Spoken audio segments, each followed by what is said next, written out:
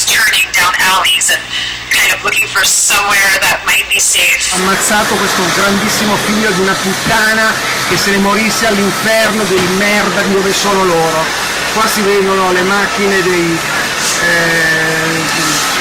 tutti. L'horreur de nouveau vient de s'abattre sur la France. J'ai décidé que l'état d'urgence qui devait prendre fin le 26 juillet serait prolongé de 3 mois.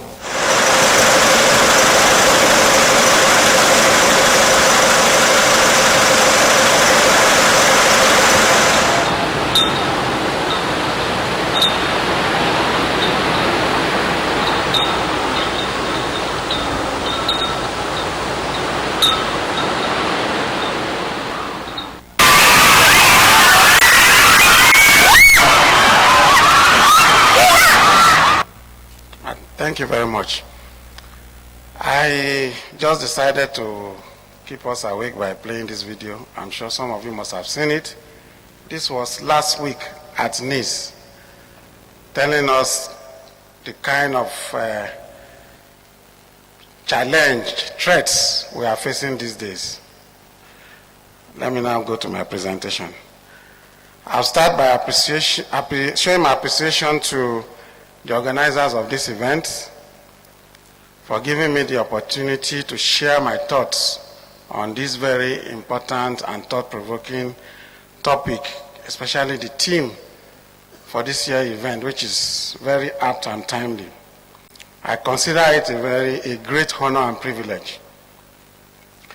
I've tried to make the presentation and my contribution as practicable as possible and very realistic based on our experiences, and rather than making it theoretical, we've done enough of dy dx and second order differential equation.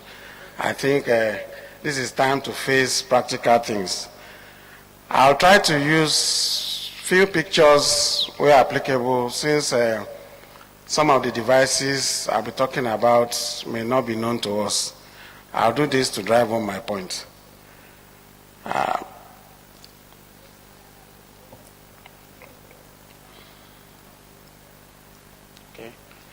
Our topic is information technology and national security counter-terrorism perspective, which, like I said, and many other speakers during the opening ceremony have said that it is very timely and very apt, considering what we are going through globally. And my agenda will be that I'll start by making a small introduction of the kind of conflicts that we are facing today, and talk about information technology, how applicable it is to the conflict today. Thereafter, I'll define some concepts. They are known to us, but in the context in which I want to use them in this presentation, I will quickly run through them. There are many definitions of key concepts, but I just decided to take one each that applies to the way I'm going to use them in the presentation.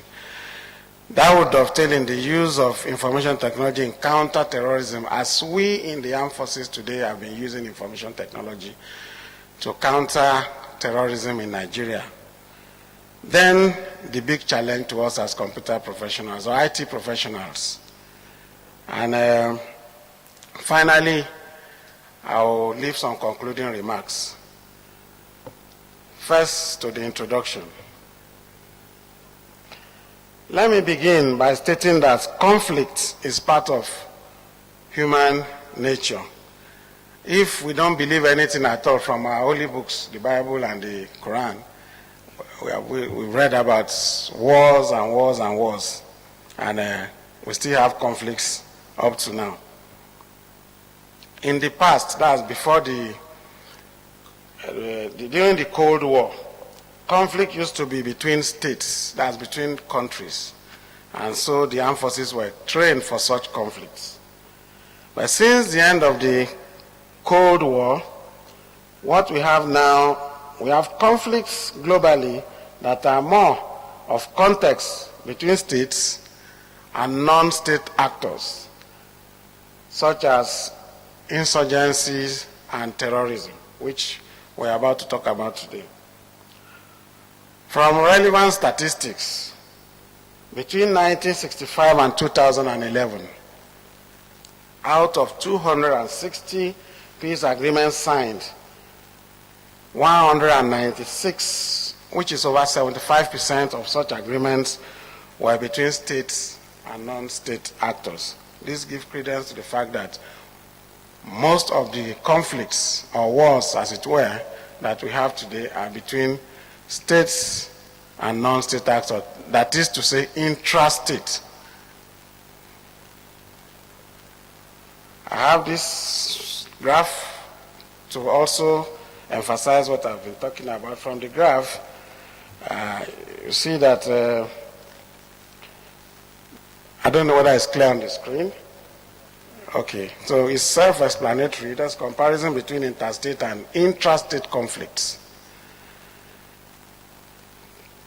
Today, the world is faced with many threats.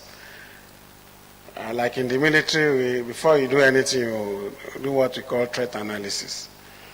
We have the threat of ignorance, threat of economy, hunger, and the threat of terrorism.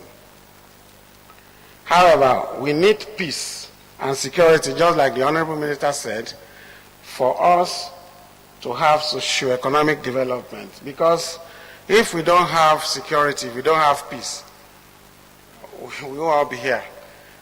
And you will not have investors coming into our country. Even the few ones that are around will pack their things and leave. And we'll be left with unemployment and youth restivity. It is through advancement in technology, such as IT, that we can attain economic prosperity, growth, and overcome most security challenges. We therefore need to develop technologically so that we can overcome both economic problem and threat to human life, such as terrorism that is prevailing today. Talking about terrorists, they are known to use methods that are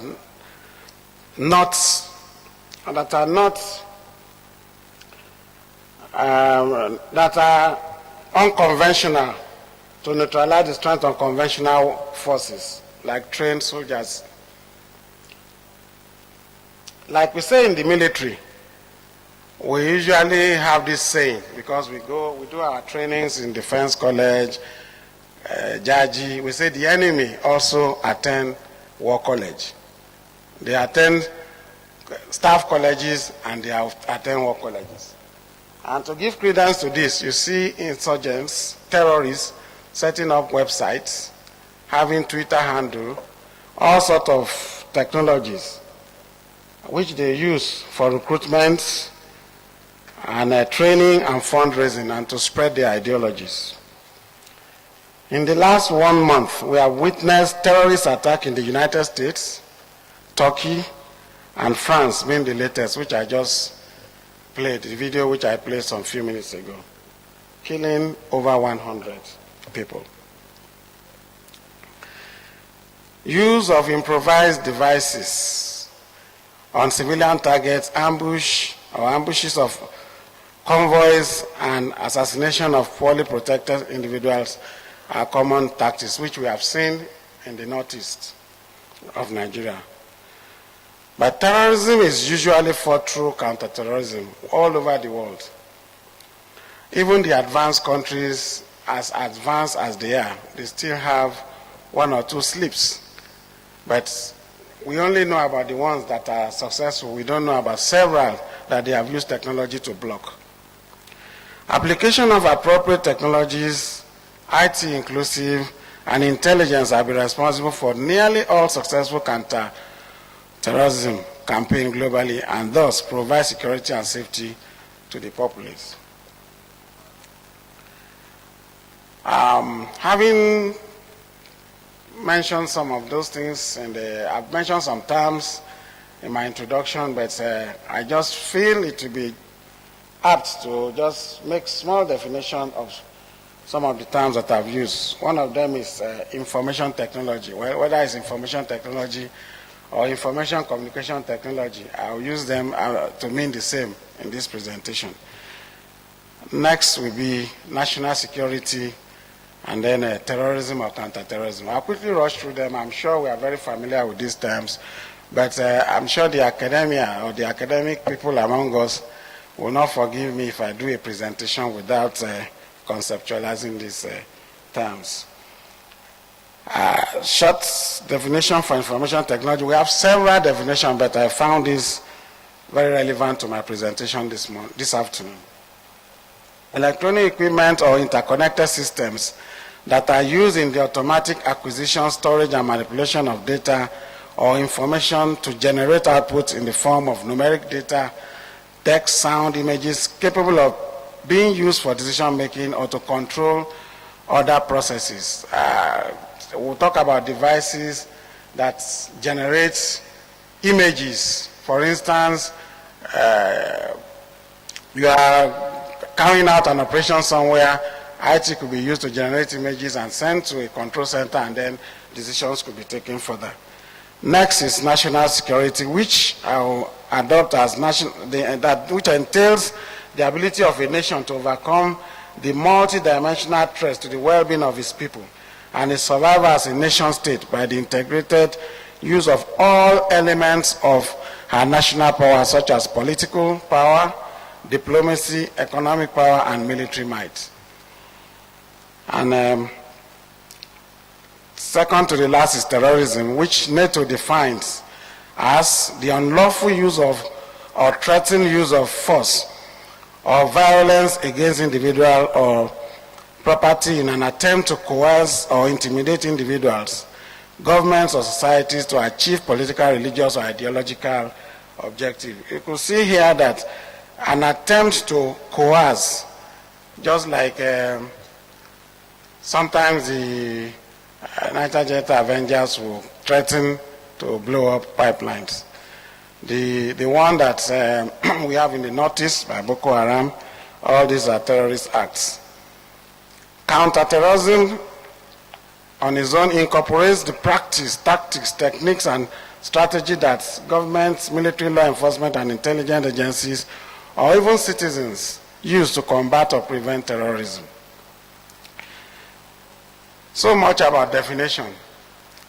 Let's look at some few problems that are associated with terrorism and how we can use, or how we have been using IT in the security sector to overcome some of these challenges so that our country will have peace. And thereafter, we'll look at the gaps, and as professionals, challenge ourselves what we can do to contribute to the nation.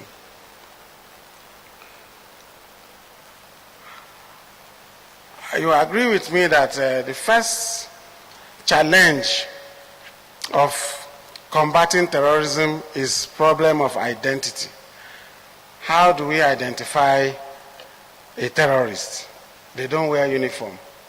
They don't have a particular way of doing anything. You hardly will identify them, and that is one of the challenges.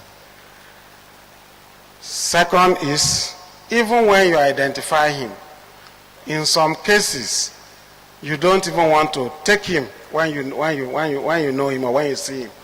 You want to find out who are his associates. So how do you track him? So that one strike, you'll be able to get so many of the terrorists. So in some cases, you identify a terrorist, but you want to monitor him to be able to get many of his associates. So we talk about tracking insurgents. How do we employ information technology and other technologies to track terrorists? The third challenge of terrorists is that, like I said, they also attend war college in their own way. They now use social media to recruit, spread their ideology, raise funds, and do all sorts of funny things. So how are we, or can we as professionals, tackle this challenge? The next is the use of explosives for suicide bombing.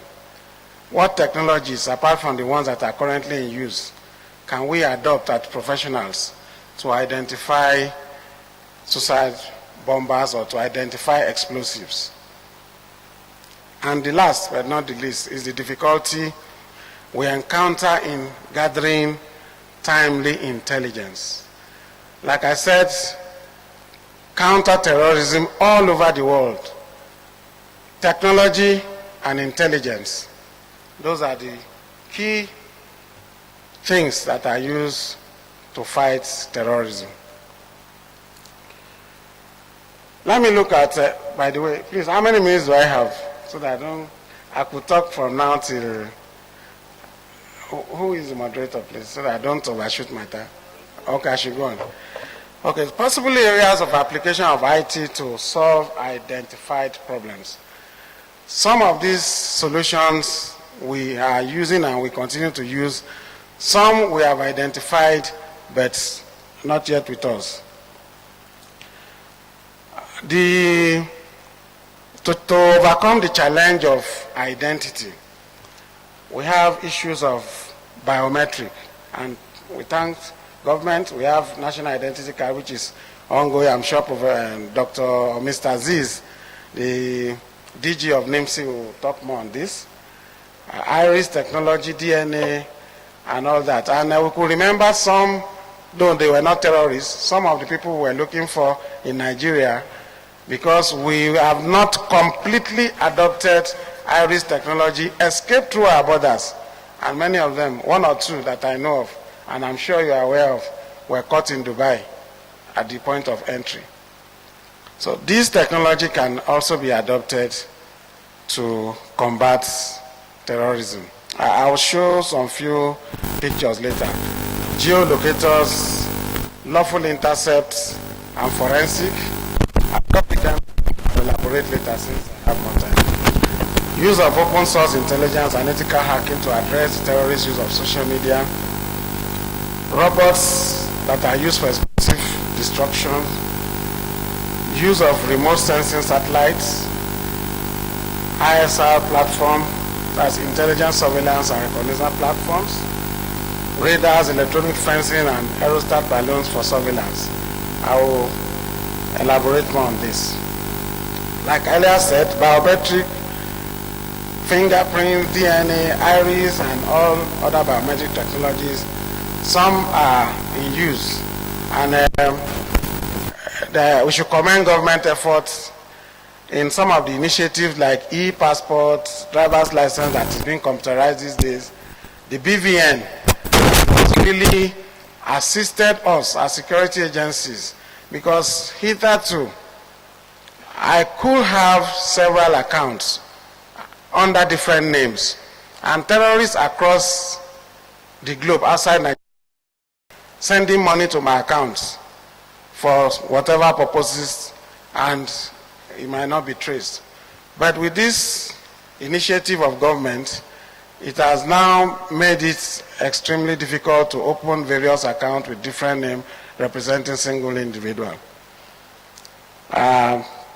There is also an effort by government to have a unified database whereby, I'm sure NIMSI will discuss that, driver license, identity card, passport, everybody will have access to the same database. So it makes it very easy to use this technology to identify terrorists. In some countries, once you use your ATM, it registers. They know where you are at that point. And if you are a terrorist or a wanted person, from there you could be traced.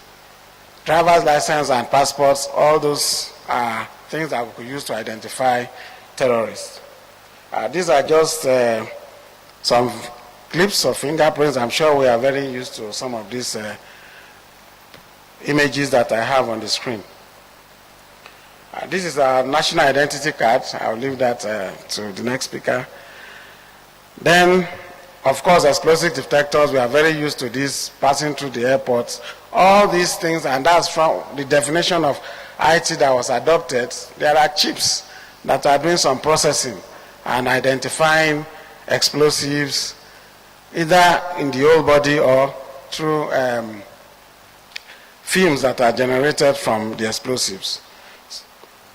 Next is use of artificial intelligence. And this is an area where I will possibly task some of our academicians, and I will relate a story that led to a research that is being conducted now at an institution in somewhere.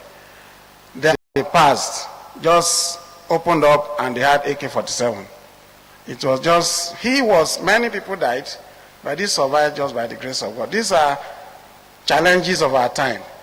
So seeing this kind of thing at the airport, and I was traveling out, threw the challenge to some of the guys in the university outside the country where I was going. And the next time we were talking, they had developed an application through artificial intelligence that from cameras, they have worked out how a man walking, how he walks. If a man is walking with a man, there is a pattern. If a man is walking with a woman, there is a pattern. And if a woman is walking with a woman, there is a pattern. And from that pattern, even if you wear this garment, to a reasonable percentage, they could identify whether you are a man or a woman. So these are some of the areas that I believe that we could contribute since these things have come to stay with us. Next is some of the devices that are also used in tracking are geolocators. Geolocators, Facebook, and that's why as we are here, I must tell you that you have to be very careful who you associate with on social media. Don't just accept people that you don't know because it might put you in trouble. I could change my name on social media and be anybody, Abdul Razak, Abdul Rahman, or anything that, would not even show my identity. And then follow a particular, I asked about the time that I have. Come, I can't see. Sorry.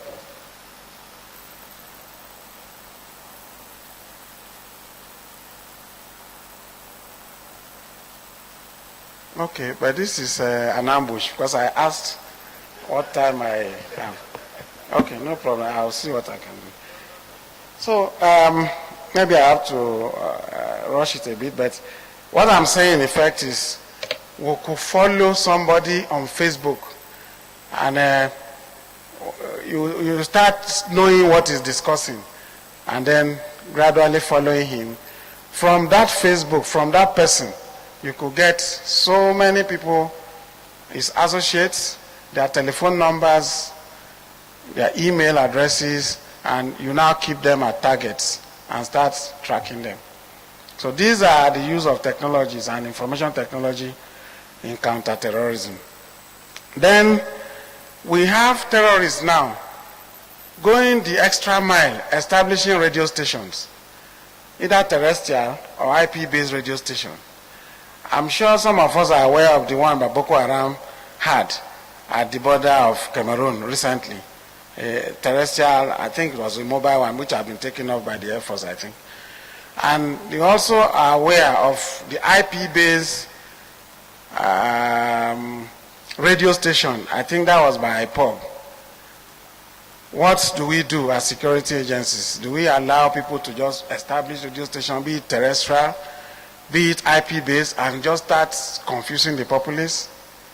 There are IT solutions to that. Identify the IP and take distributed denial of service or some other forms of ethical hacking and take it away. For the terrestrial one, you can use direction finders, frequency jammers. Once you identify the radio station, whether it's mobile or static, calling an aggressive aircraft or your artillery or wherever, you already know the coordinates and they will be taken off. So these are things that you probably may not be aware that your security agencies are involved in. And we need more efforts, more encouragement, from technologies. And this is why this is very important to us in this forum. Just a few pictures of ethical hackers, open source, and we have some of these centers in some of our security agencies continuously monitoring some things and taking them off. But once you are in peace, you don't know that anything is going on. It's only when there's a slip somewhere. Then we have this also as an IT base. It's used for interrogation. I don't know whether we are aware of that. I've seen it working. It's called brain fingerprinting, which is an improvement over polygraph machine.